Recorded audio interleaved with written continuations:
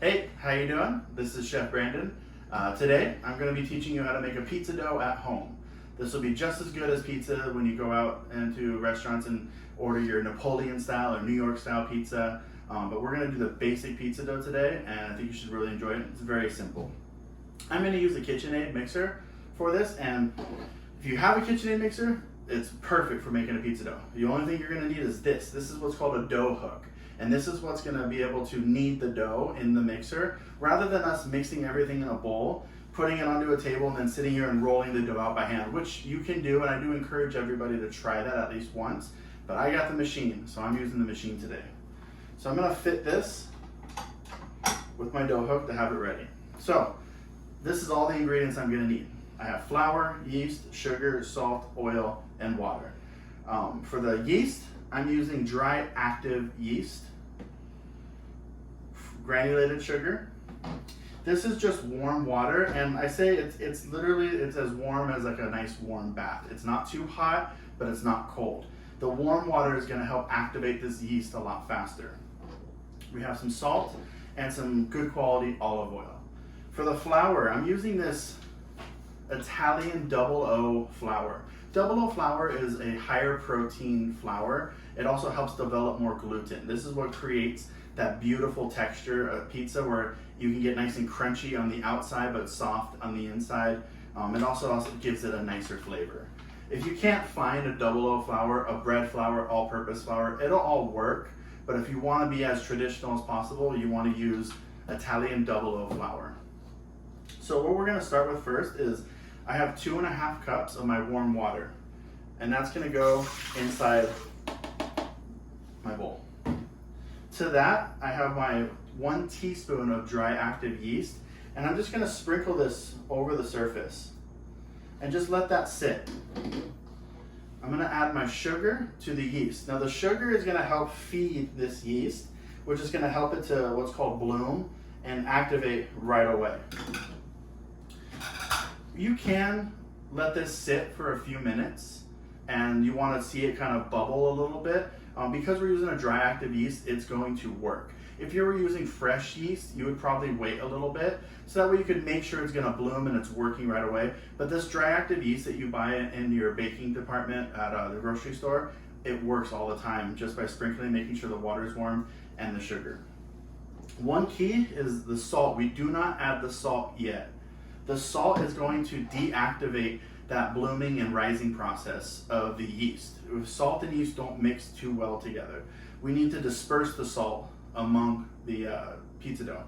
So what I like to do is put the yeast, the water, and the sugar first, and then the flour. And what I have here, this is 5 cups of flour that we're going to use for this. And so I'm just going to slowly add this, and I'm doing it slowly because I tend to always make a mess, and I just don't want to make a mess right now. Sometimes if you have like parchment paper, you could pour it in the parchment paper, then fold it over. But I'm just gonna kind of try and take my time a little bit, because I don't want to make a mess. Okay. So now I'm gonna go ahead and add my olive oil. I'm just using an extra virgin olive oil, and that was 2 tablespoons of olive oil. And put that inside there. So before I add my salt, I'm gonna go ahead and turn this on, just to start the mixing process.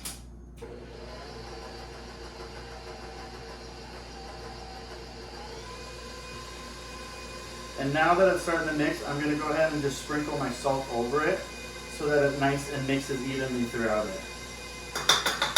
And then the salt was also 1 tablespoon, same amount as the sugar. So we're going to let this mix, and I'm going to show you what this looks like.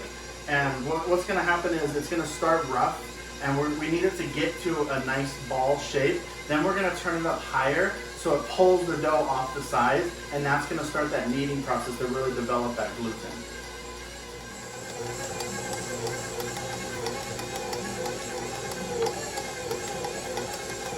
So right now we're just mixing this dough, and you can see it's starting to pull from the sides a little bit.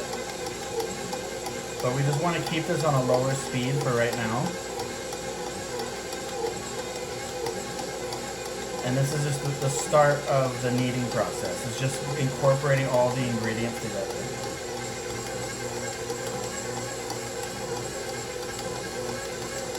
Sometimes what I like to do is I'll shut it off and kind of scrape the sides with the spatula and kind of get to the bottom of it as well.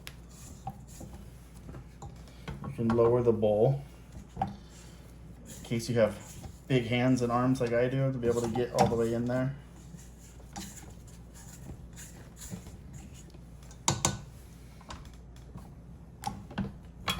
And go ahead and turn it up. And we're going to increase the speed a little bit on this.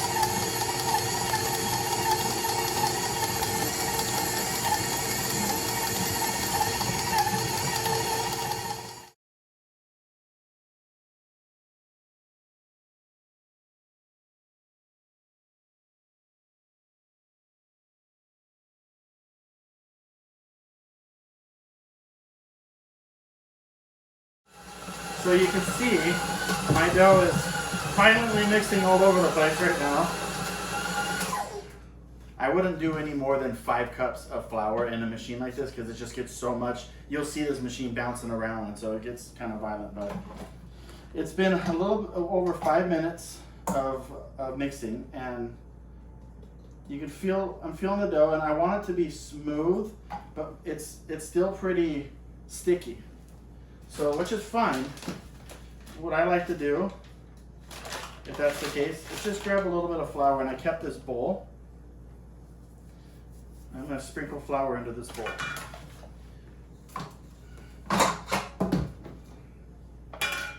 So I have a little bit of flour in my hands. It's going to help so the dough doesn't stick to me so much. I'm going to take my dough hook off, and then with the spatula, I'm going to get all this dough scraped off. But you can see it's a nice, it's kind of shiny. You'll see when it comes out.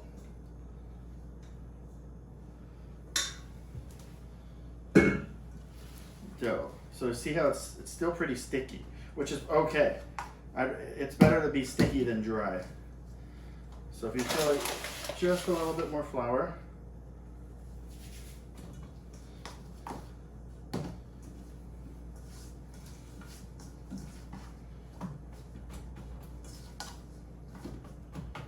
There we go. And see, the dough is nice and pliable. So what I'm doing is right here, I'm just turning it into a nice ball, folding it kind of in on itself, just so I want to make sure it's nice and smooth. And if it starts getting a little bit sticky still, just put it back in a little bit of flour. But see this nice, you press it and it starts to spring back up like that. That's great. And it's nice and smooth. So this is going to be a really nice dough.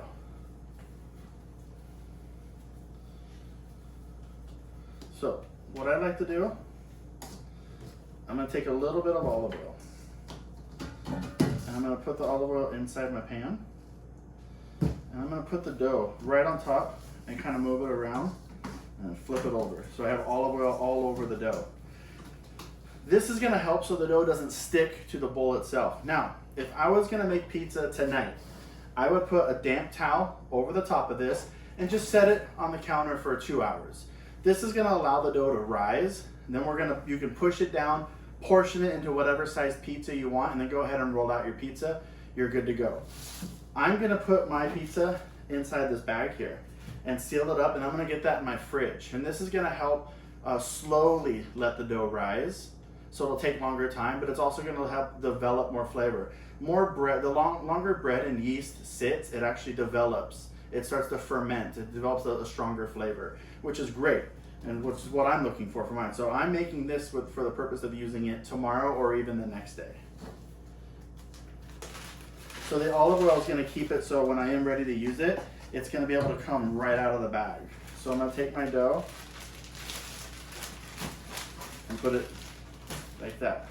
Now also, if this is too much dough for you, you could separate this in half, in quarters, and then put it in 3 or 4 different bags, and then you could actually even freeze the dough. By doing that, you'll be able to keep the dough a lot longer. I'm just going to push this down a little bit, try and get as much of the air out as I can.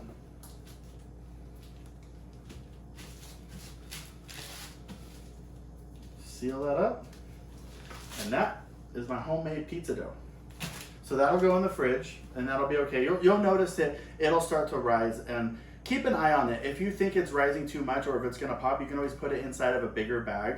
If it does bag burst, and you just really just shove the dough back inside, rewrap it up. But you wanna keep an eye on it. It will start to rise, but it's not gonna rise as fast as if it was sitting at a warmer climate or outside your refrigerator.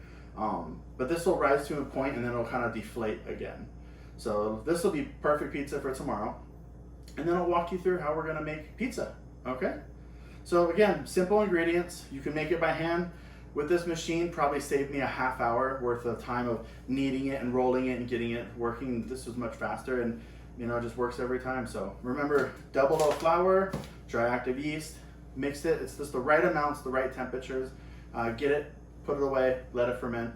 You're good to go. So thank you again for joining me, and I'll see you really soon when we're gonna be making some tasty pizzas. Thanks.